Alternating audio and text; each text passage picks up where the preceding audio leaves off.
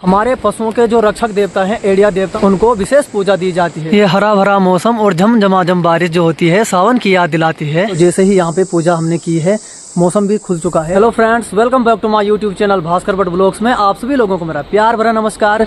स्वागत करता हूँ आपका भागीरथी घाटी के सुंदर से गांव भटवाड़ी गांव से। आज के मौसम की बात करें तो मौसम बिल्कुल सुहावना हो चुका है, हल्की हल्की बारिशें चल रही है। तो आज मैं आपको लेकर के जाने वाला हूँ एक बहुत ही खूबसूरत ट्रिप पे। तो चलिए बने रहे मेरे साथ वीडियो में। यात्रा सीजन अपने पीक पॉइंट पर है और आप देख सकते हैं कि पूरे भटवाड़ी मार्केट में सारी बस ही बस दिखाई दे रही है। मैं अपने रेंज कार्यालय के ऊपर आ रखा हूँ। सड़क पे गंगोत्री जो हाईवे है पूरा अस्त व्यस्त है। जैसे ही कोई गाड़ी मिलती है तो मैं निकलता हूँ। एक भाई आ रहा है उधर से। जैसे ही आप गंगोत्री नेशनल हाईवे पे पहुंचते हो तो गाड़ी की कोई भी दिक्कत नहीं होती है। भटवाड़ी से उत्तरकाशी की दूरी मात्र 35 किलोमीटर है और अगर आप मैक्स से सफर करते हैं तो 80 रुपये किराया है। बस का तो मुझे पता नहीं। लगातार बारिश हो रही है और मैंने भी छाता लेकर के पहुंच चुका हूं सड़क में, संग्राली वाली रोड पे। गांव की रोड है तो थोड़ा गाड़ी आना जाना कम रहता है। ऐसे साइन बोर्ड उत्तराखंड में जो आपदाएं होती है उनको बहुत दर्शाते हैं और काफी डराते हैं। हमारा उत्तराखंड राज्य अपनी संस्कृति के लिए जाना जाता है और इसी कड़ी को आगे बढ़ाते हुए हमारे घर वालों का आज मुझे फ़ोन आया कि जो हमारे पशुओं के जो रक्षक देवता होते हैं उनको आज पूजा देनी है, क्योंकि आज मंगलवार भी है। मंगलवार के दिन ही पूजा दी जाती है। तो चलिए चलते हैं। घने वृक्षों के बीच बसे हैं हमारे महावीर देवता जी। जैसे ही मैं तेखला से आ रहा था अपने यहाँ पे महावीर देवता जी के पास, यहाँ पे मुझे गाड़ी नहीं मिलने वाली थी तो भाई जी ने मुझे स्कूटी में यहाँ पे लाया। तो भाई जी का बहुत बहुत धन्यवाद। अभी तक आप लोगों ने देखा है कि बहुत तेज बारिश हो रही थी। तो जैसे ही यहाँ पे पूजा हमने की है, मौसम भी खुल चुका है और थोड़ी देर तक मौसम खुला रहेगा जब तक हम यहाँ पे पूजा पाठ करेंगे। उसके बाद फिर से बारिश होने लग जाएगी। ये यहाँ की मान्यता है। और ये देखिए मौसम पूरा खुल चुका है। मेरे आने तक घर वालों ने पूरी हलवा खीर सब चीज़ बना रखी है। बन चुका है हलवा, सब्जी भी टेस्टी बन रखी है, खीर बन चुकी है। आज मेरे साथ हैं श्री कंधार देवता के श्री पुजारी जी और एड़े देवता के पसवा जी श्री पंडित शिवानंद भट्ट जी। सबसे पहले मैं धन्यवाद देना चाहूंगा ताऊ जी को कि ताऊ जी को मैंने बुलाया कि आज मंगलवार है तो मैंने सोचा क्यों ना यहाँ पे पूजा की जाए। मैं आपसे निवेदन करना चाहूंगा कि आप हमें और हमारे दर्शकों को बताएं सूक्ष्म शब्दों में कि क्यों ये हम पूजा देते हैं। हमारे देव हैं महावीर एड़े देवता के नाम से प्रसिद्ध हैं और ये जो है यहाँ करीबन 50 साल पूर्व जो है यहाँ आए हैं।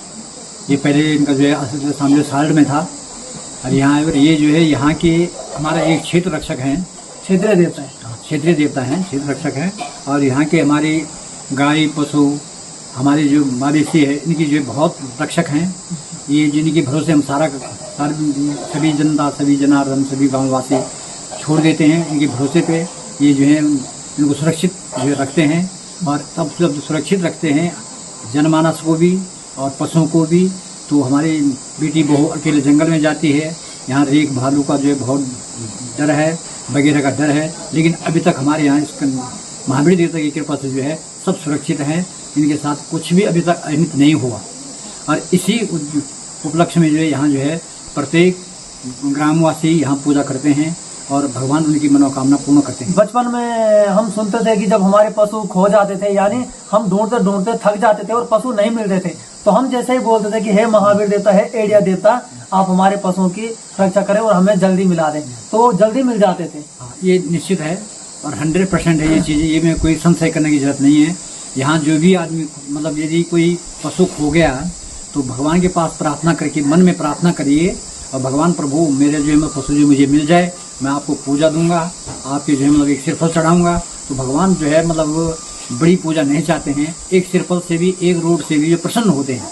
ये मन के भूखे हैं। इनके साथ अगर किसी ने मन से अगर किसी ने इनका नाम लिया तो भी उनका उद्धार होता है। और जिन्होंने इनके साथ जो थोड़ा अहंकार दिखाया तो उनको जो है उस हिसाब से वो उनको प्रकट होते हैं। अगर उत्तराखंड की बात करें तो उत्तराखंड के अलग अलग क्षेत्रों में जो हमारे पशु रक्षक के जो देवता होते हैं उनको अलग अलग रूपों में पूजा जाता है। जैसे कि पिथौरागढ़ में चामू देवता के रूप में पूजा जाता है, तो है एक्चुअली में ये एड़िया देवता है। क्योंकि हम अगर किताबों में पढ़ते हैं तो उसमें एड़िया देवता का भी बहुत जिक्र है। बहुत जिक्र है उसमें भी है।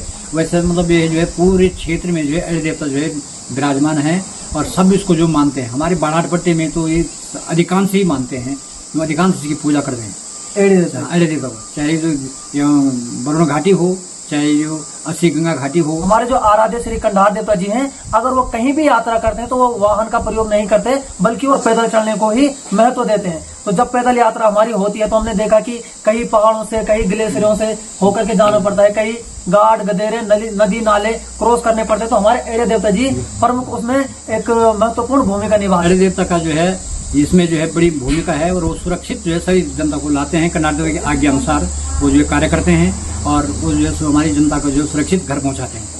और उस कहीं भी मात्रियां है, कहीं भी किसी शिखर में जाएं तो वहाँ पे जो है मतलब उनको जो है मनाने के लिए जो है एड़े देवता को जो है मतलब कर्नाटक देवता आदेश देता है, और कर्नाटक देवता और एड़े देवता जो उनको जो मना करके अपनी जनता को जो सुरक्षित घर लाते हैं।